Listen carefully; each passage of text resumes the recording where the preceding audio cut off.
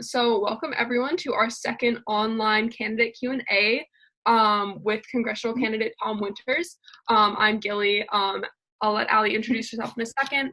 I'm a junior at Hellgate High School. They got involved in politics a while ago, and this seemed like a perfect opportunity to kind of continue to do this while we're all in quarantine. So Ali and I started Amplify Montana Youth we're a youth-run organization kind of aimed at educating people. I'll let Ali talk some more about that. But yeah, thank you all for being here, and thank you, Tom, for being here as well. So Ali, I'll let you introduce yourself. All right. Well, hi, my name is Ali Caudle. I'm a sophomore at Hellgate High School in Missoula, and my pronouns are she, her, hers. And I guess we're the two co-founders of Amplify MT Youth. We've had this project going for about 2 weeks now, and the goal is to reach young Montanans all around the state and educate them about politics, but we know that most of them, they get their news from social media. So we wanted to give them the news where they are. So we have set up platforms on all the different social media sites like TikTok and Instagram and Twitter and Facebook. And so we're delivering them news about candidates through Q&As with people like you. Tom, would you like to introduce yourself a little bit? Tell us why you're running for this position. Sure. So thank you both, and thank you everyone watching this. So I'm Tom Winter, and I was 20 minutes late to this, and these people have been very helpful to me, so thank you. I'm covered in rain, so it's taking my dog for a walk. I really apologize. So I'm a state representative right now, usually not late to things. I represent the western part of Missoula County.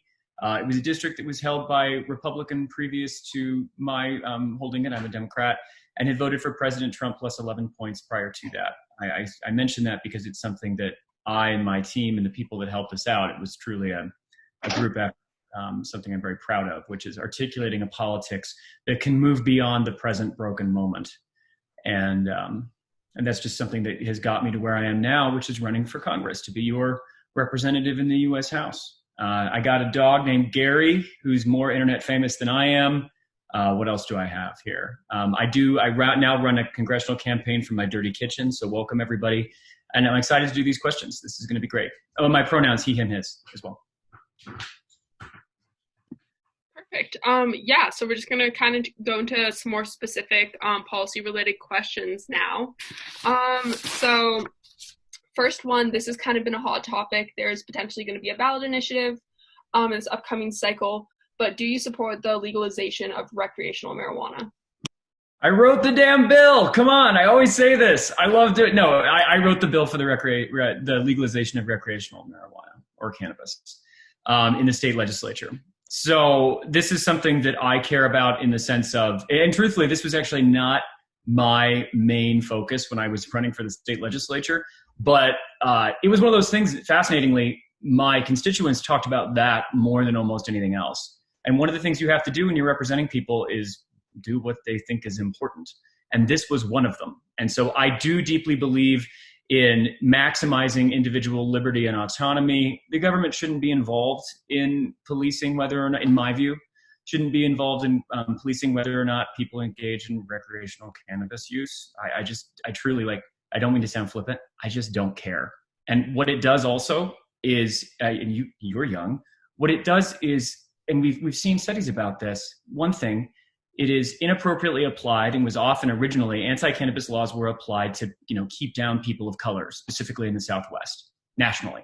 Now in Montana, that doesn't have as much resonance, but within Native communities, it certainly does. So we see disproportionate policing regarding recreational cannabis use that's currently illegal with communities of color, specifically reservation and tribal communities. And that's obviously not appropriate. Well, speaking of our tribal communities, would you support any further pipeline projects through sovereign indigenous land? I'm so appreciative that you asked that question in relation to our tribal communities. No, also. And that's because tribal communities have spoken. And and I am not tribal, and there is a deep understanding amongst that community and a spiritual significance attached to the lands that will be defiled by pipeline that you're talking about, the Keystone XL. I'm tired of Democrats like mincing around this issue and like, oh, maybe not. Why don't we actually say the truth, which is that we have to listen to our constituents. And more so than that, as a congressman, I would have a very specific and important relationship as a federal representative to the sovereign nations of Montana, the tribal or reservation communities. And then also individually their citizens that are not only citizens of that sovereign nation, but also the United States. And I have to make sure that I respect that. And that is one of the foremost things that you must put through. If you're looking at what it goes through, all policy has to ensure that we put forward communities that have for so long been trampled upon. And in this case, this is just one of those issues. I couldn't even get to the question of the climate aspect of it, because what matters most is that reservation communities are concerned and they have voiced their opposition. Yeah, so you mentioned this a little bit. Of course, there's so much to cover in regards to that topic. But in terms of climate change, what would be kind of your 3 big issues you would address while confronting climate change in Congress? There is, and if you all want to get into a conversation about this as well, I would love to hear what your perspective is here. So jump in. But that's what I'm saying. We have to have a collaborative answer to the climate crisis. Acknowledge that it's going to end us, for one, and our way of life, that it has already been happening for 50 years, and that the Montana specifically that we live in will be vastly different when you and I, if I can say, we're different generations, but close enough, when we are older. And I don't want it to be different. There are already not going to be glaciers when you guys are my age, there's not going to be glaciers in Glacier Park. And we've just priced that in to, the violence we're doing to our ecological systems, the violence we're doing to communities that depend on functioning ecological systems, the violence we're doing to communities that have suffered environmental injustice this entire forever is just priced into our way of life. And it's unacceptable at this point. It needs to change. So I support the Green New Deal, but I support it mostly because it centers human communities and the way that we're going to have working families be front and center of a just transition to a carbon-free economy. Because my campaign is about bringing working people back into the fold of democratic and national politics. We don't have to have this dichotomy or this Manichaean worldview where it's like, it's either, you either destroy the climate or you have jobs. That was put forward by oil companies so that they would thrive. That's not the case. You can do both. Thank you. Along those same lines, how do you see Montana transitioning towards renewable energy? Well, I think this is one of those things that often they ask questions of people running for Congress, and I don't want to get ahead of my skis here, is that the phrase? Like, look, I won't be, and I've dealt with this in other actually debates with my primary opponent. It is not the job of one of 435 people who's not an energy person to decide how energy will be harvested from the renewable ways in Montana. Now, we have to acknowledge, of course, that we have great solar and wind capacity. Wind actually blows here in a specific time of year when it will be most useful for the western cities that need the power that we would generate. So we also see the pumped hydro project that's going on. There is a way to generate economic value out of renewable energy in the state of Montana. And like I said before, you can do that and provide jobs and do it the right way. And it's just, there's a way to provide and get prosperity and wealth to rural areas that involves responding to the climate crisis in a responsible manner. And I'm simply tired of acting like that's not the case. And again, you kind of touched on this, but how would you address, this job dislocation that people talk about when considering transitioning to renewable energy? I don't want to disagree with you here, but there is going to, look what's happening in Colstrip. Colstrip 1 and 2 are already closing. 3 and 4 are going to close by 23 or 24, right? Colstrip is the canary, not even the canary in the coal mine, which is like such an apt description, but that entire Powder River Basin, those communities are going to go through wrenching change. One of the things we can do, and I can do as a state representative, is acknowledge that Colstrip, the people of Colstrip, they pulled coal out of the ground and they burned it. That contributed to the climate crisis. That is not those individual people's fault. They needed money to put food on the table. We provided a system that exploited them and their work and the environment in order to do so. What we need to do is ensure that the federal government gets places like where the wealth was generated, because when they turned on the power generated in Colstrip, light switches, computer monitors, warehouses on Amazon, those turned on in Seattle. We need to ensure that there is a just transition that includes a transfer of wealth from the places that got the wealth on the backs of the people that worked in Montana. So I'm actually advocating for actual federal payments from the wealthier coastal cities that benefited from it to Powder River Basin, specifically communities that have pulled the coal out of the ground that made their wealth possible. All right, thank you. We're going to switch gears a little bit. This is another hot topic. Do you support a woman's right to choose, and why or why not? Yes, because any time that any individual's personal bodily autonomy is violated, it violates the autonomy of every individual in the society. I could stop there. I volunteered at Planned Parenthood in my 20s. I used it for healthcare. I don't know what to say. I mean, it's just, I cannot believe we're still talking about this. My mother took me in a stroller to, we grew up in Kansas, to pro-choice rallies. This is supposed to be solved. We can stop talking about this by acknowledging the validity of a woman's right to choose, and also the validity of everyone's right to make their personal medical decisions. I believe that every person should also have a right to healthcare, and I believe they do. Abortion is healthcare. So it follows that I believe that everyone should have a right to an abortion. And I'm not afraid to say that. And I am also so tired, again, of Democrats, Republicans, everyone, of walking around this issue. This is about the autonomy of women. If you do not believe in this ability of women to access abortion, you do not believe in full women's autonomy. And that is anathema to my politics and my morals. Yeah, thank you. So you kind of mentioned this, but do you support Medicare for all, and why or why not? I support any bill, any legislation that gets healthcare to everyone. Healthcare for all. Medicare for all. Does not matter what it's called. But my only thing truly is that we don't increase taxes on the middle class to do so, because they already pay enough. The tax burden falls on working people, not on people, who get money from investments. So I think the question is not, I mean, look, the Democratic Party nationally, almost everyone supports this concept that we need to get there. If you gave me a bill tomorrow in the Congress that allowed for healthcare for all as a right, then we'd be good. I'd sign it. It's not a hard question to ask. We need to stop walking around this thing like it's some rift in the party because Bernie Sanders liked it. So did Kamala Harris. So did Elizabeth Warren. So Joe Biden also says that everyone should have health care. This is settled within the Democratic Party. We got to stop acting like it's not.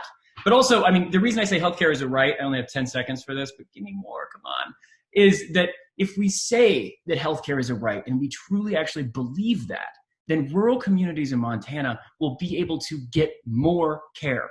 Because right now, we have been extremely lucky. We have a good governor who cares about rural care. I was able to vote in a Medicaid expansion reauthorization in the State House, which is part of the reason I even wanted to run for office. We have not lost our rural hospitals. I want to be a voice in the coming change to a healthcare for all system that ensures that every single person in Montana has the same access to medical care as someone in Seattle. Right now, the idea that if I walked outside and spiral fractured my femur, I wouldn't be able to go to a level 1 trauma center. I'd have to take a jet flight to Seattle.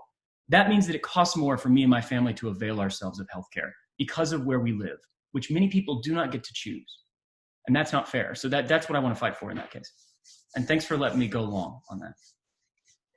Yeah, of course. Along those same lines of healthcare, what is the responsibility of the office you're running for in dealing with the recovery from COVID-19? What do you think the new normal will look like here in Montana? Oh, I don't know. The responsibility of the office, one, people in Congress always inflate their role. They can almost do nothing. One thing they can do is lead the conversation in their communities that they represent. And that's why it's kind of cool to run for Congress in Montana, because we're one of the few states that's an at-large seat. So, you know, if I was running in Pennsylvania, I'd be like in the suburbs of Philadelphia. I'd represent a neighborhood. In this case, I represent a whole state. So we get to talk and move the conversation forward about what it means to recover from COVID. And I think that we need to respond to this as like, one, and you can go anywhere with this. One, our healthcare system is broken. It's why people are dying now. If we had a better healthcare system, if we had one that ensured that everyone had access to testing, which is clearly healthcare, we would have fewer deaths. And we need to recall also, we're pricing in the idea of people dying every day. 3,000 people die a day right now. 3,000 people will die today. They die alone and they suffocate. This is unacceptable. And we need to ensure that the ravages of what's occurring right now is remembered when we rebuild. And that includes ensuring, of course, that people who are considered essential workers are actually paid to be essential now. We need to increase the pay specifically for people of color, women who work essential jobs that we now have decided actually matter. And before we didn't. So that's part of kind of worker force messaging that I talk about, because I care about bringing working people back to politics. Yeah, thank you.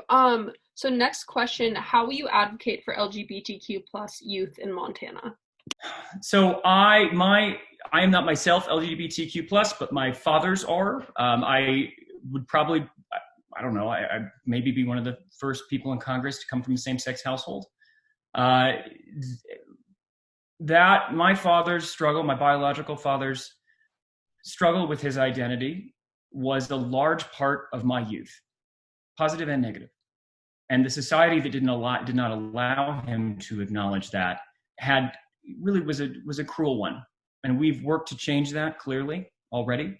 Things have changed. He was able to get married, but we need to move forward. What I want to do is use that knowledge. And again, it's secondhand. So I certainly don't want to claim other people's struggle here, but the knowledge that I have watching what happened in my family, to understand that everyone is on a personal journey to their discovery of themselves, and everyone's individual identity has to be respected. And that's just a simple bedrock thing. But also Montana specifically, there are many rural communities that have trouble with this. They don't do a good job recognizing the inherent dignity of everyone and everyone's identity. And I need to ensure that as a leader of our political conversations and our moral conversations in the state, that I center that. And that's just a baseline thing for everything. Thank you. Would you be willing to work across party lines? And are there any specific issues that you would or would not work across party lines on? I would on everything, of course. I was so in the state legislature, I was a freshman, and you guys have been freshmen in different ways. It's the same thing. You walk into a room and no one knows who you are, and they're like, what's this guy doing here? In my case, we were in the state legislature. I was in a legislative body that was majority Republican, not my party. I was able to pass 4 bills in that case, in that legislature, working across the aisle. I've already done it. I don't think it really matters your party affiliation. I'm very disappointed in both parties, though I am a card-carrying Democrat to the end. But look, climate crisis, the continued question about whether or not women are fully equal to men, these issues have not been solved over the last 30 to 40 years. There is clearly something wrong. We need to move beyond these questions. So yes, I fully would work with the other party. I'd also work with my party. There are huge differences across the entire ideological spectrum. Crossing the party line is one of the smallest things you can do to ensure that you show unity in this case. And I just believe that there is a way that we can transcend those party lines in some ways to, again, ensure the dignity of all. And it's just not that difficult to acknowledge that and move forward from that base. I did that in the legislature already, so. What is the responsibility of the U.S. House to kind of address the issue of big money in politics? Paramount. We run elections. House Bill 1 has already been passed. It won't go through the Senate, of course. But that included a lot of election integrity reforms. I already worked on, so my big thing was to get Medicaid expansion reauthorized in the State House when I was here in Montana. But I also got into this, what no one wanted, which is the State Administration Committee. So at like 6 a.m. on a February when it was minus 10 degrees in Helena, I'd be like trudging up there in a suit, but talking about elections and defending elections. So Montana has a really strong, I want to see Montana's laws about, campaign maxes at $180. We are pioneers in this case. Or we actually didn't forget what the rest of the country forgot, which is that you can remove money from elections and that money isn't speech. It's very easy to do this. You can craft legislation to ensure that the pernicious force of money in politics is gone. I've raised like $400,000 in this race, which is a huge number. I don't have $1,000 in my bank account, in truth. I really. But look, the fact that I have had to do that, and it might not be enough, is insane. We need to just acknowledge the complete insanity that it costs $500,000, which you have to beg a bunch of rich people for in order to run for Congress in Montana. Sorry, I don't want to sound unsophisticated, but sometimes the simplest answer is the easiest. This needs to change. Thank you. I liked that answer. This is another one that's kind of not a yes or no question, but what are your thoughts on immigration? Do you think we should make it easier for people to immigrate to the U.S.? sound, again, unsophisticated when I say this, but the Emma Lazarus poem on the bottom of the Statue of Liberty, when I was in Catholic school as a kid, I was the only person tall enough to be able to read it in the lunch line, and I was the last in the line. So I would sit there for like 45 minutes waiting for my bad lunch. I memorized the New Colossus by heart. Like, I don't know what to say. We are literally a nation of immigrants, except for native people who we brutalized to start this country. The saving grace of what we've built here, and much of the negative things that have happened, and many of almost all the positive things, have been because we accept everyone as Americans, and the idea that we're not a nation of blood, but we're a nation of ideals. That is what makes us different from everyone else. Like, that's true American exceptionalism. Anyone can be American. Not everyone can be French. There is a difference to that. And to argue that people, it's oftentimes also, like, let's just say it out loud, the people that are arguing against immigration are often doing so because of racist tendencies they have in their moral universe. They don't want people of color here. You hear that all the time from the presidency. They'd love to have Norwegians come over. Of course, Norway's a pleasant place. Why would you leave? The issue is that they do not want people of color to come here and change the complexion of the country. I understand, as much as it's difficult to, that the difference, that it is difficult to have empathy for people who look different from you, but we will get through this. We have done it before. The country has gone through convulsions of anti-immigrant sentiment, and yet we still have gotten to the point where we accept everyone, and we need to stay that way. It's just unacceptable otherwise. So this is kind of a final big picture question. But what do you think is the most important issue that the House of Representatives deals with, and what is the most pressing issue facing Montana right now? 60 seconds? I'll give you a little more time. Okay. Well, like, this is difficult because where do you start? I mean, okay, I can say this. I really do believe that we're at a moment, other generations and previous generations, especially in the last 40 years, in many ways they failed us.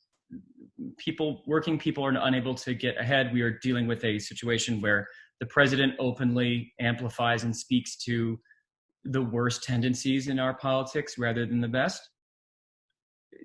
So I guess I view politics as an extension of a struggle for social justice and a more just society. Some people don't. Some people think it's like a technocratic thing. You just as well could be an office manager. I don't think that. And the reason I don't think that is because I don't have the luxury of thinking that, because we see what happens when we treat it like just something you do. It's not. It's about moral leadership. It's about living the values that you know personally and that you know that are exemplified in the communities you build across the state, specifically in Montana. The biggest thing is for the Congress, I don't want to not answer your question right now, is to ensure that we rein in a presidency that has gone completely off the rails, and that we don't hide from that because we think our voters voted for the guy. Like, I'm happy to say the word President Trump. I'm happy to say I disagree with him. I'm happy to say the majority of my current constituents in the state legislature, they voted for him. They also voted for me. We have to pull people forward. And the Congress has the chance to do that because there's 435 of us. So what we can do is articulate a new vision of politics that includes everyone and includes people who vote different ways than we think and disagree with, people of different skin color, different national origin, race, religion, different parts of the country. It's our job to knit the fraying fabric of all this that we've built here over the last 200 years back together. And if we don't do that, we fail.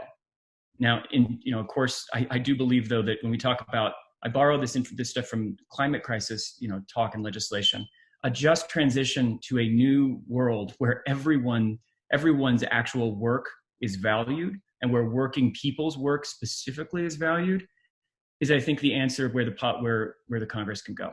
That's their job in this case, to ensure that people who work a full-time job have enough money to make it through the day. If you are working full-time in America and you cannot afford a roof over your head, food for yourself and your family, and because we're going to have universal health care, you won't have to pay for health care, but otherwise, your education for your children, that is it. If we don't allow that, what we do is have a system that enforces poverty on the majority of us. And that is what we have right now. And that's a nonpartisan statement. And I believe that system, that exploitative system, that hurts Montanans specifically. We are not a rich state. What it has done is led to this broken politics because people walk in their lives through fear and degradation.